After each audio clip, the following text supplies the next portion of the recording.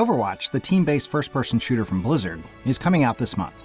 I was lucky enough to get into the closed beta, so I've actually been playing it for months at this point, and I can tell you that it's great.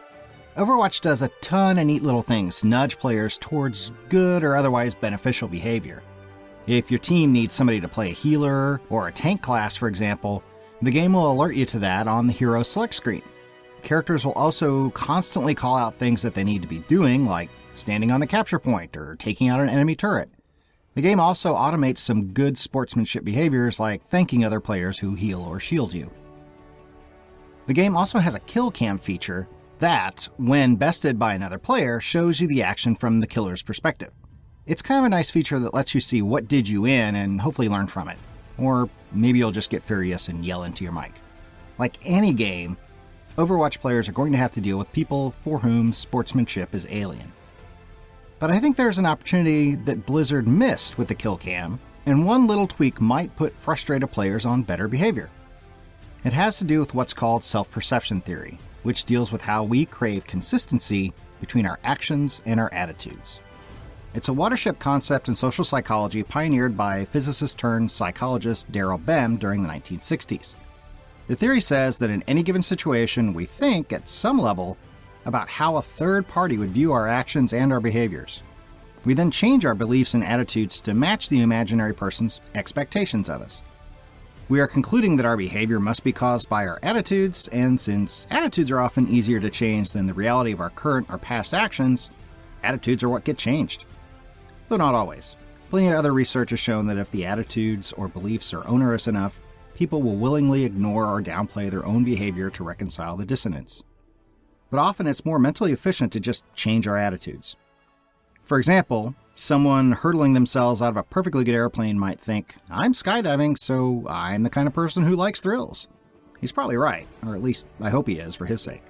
In one clever study of this theory by Fritz Strack and his colleagues, subjects were given a ballpoint pen and told to hold it in their mouth in one of two different ways. Some were asked to hold it with pursed lips, and others were told to hold it between their front teeth, with the lips drawn up and back. As you might guess, the former tricked the subjects into frowning, while the latter got them to smile. When asked to rate the laugh-out-loud value of a cartoon, those who were being made to smile thought it was way funnier than those who were forced to frown. Their own behavior, forced as it was, affected their attitudes towards what they were seeing, which in turn made them chuckle at some silly drawing. This kind of first behavior, then attitude effect can also be hijacked in much more subtle ways, and in at least one case it was done with the help of naked ladies. University of North Carolina's Stuart Valens hooked male participants up to a monitor that beeped in time with their heart rate while they perused centerfolds from Playboy magazine. When the researchers used their control over the machine to covertly fake an accelerated heartbeat, subjects decided that they must have a thing for the particular model that they were viewing at the time. First, we perceive what we look like or what we're doing, then we draw conclusions about our attitudes and beliefs.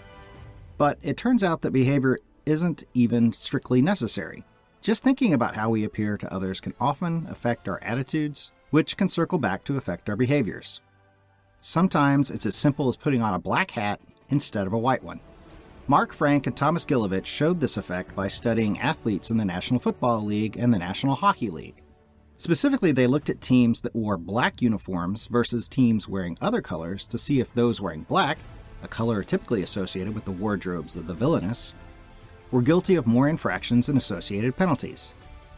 Through a series of clever experiments, they were able to untangle the causal chain of events, showing that it wasn't just that referees were biased against players in dark clothing, or that more rule breakers were attracted to teams with black jerseys. The researchers even conducted one experiment where they had subjects randomly don either a white or a black uniform, then observed that the latter tended to gravitate towards more violent activities when given a list of party games to choose from. Frank and Gilovich argued that these behaviors can be traced back to self-perception theory. I'm wearing black, I'm expected to be more aggressive, I'm aggressive. I should pick the party game where I get to shoot somebody in the face with a dart gun. Even if the whole chain of thoughts wasn't conscious, the results were there. So let's get back to Overwatch.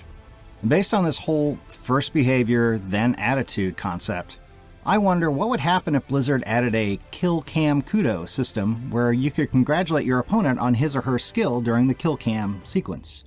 Just don't get cute with how you spell and then abbreviate that system. But say you get 3 of these kudos to give out in the course of any given match. Somebody nails you with an impressive headshot or clinches a capture point with an effective use of their ultimate attack. Kudos to them! Kudo awards could then be viewed by everybody at the end of the match.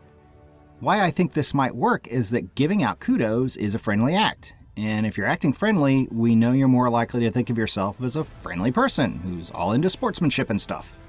It's either that or bite down on a pencil while you play.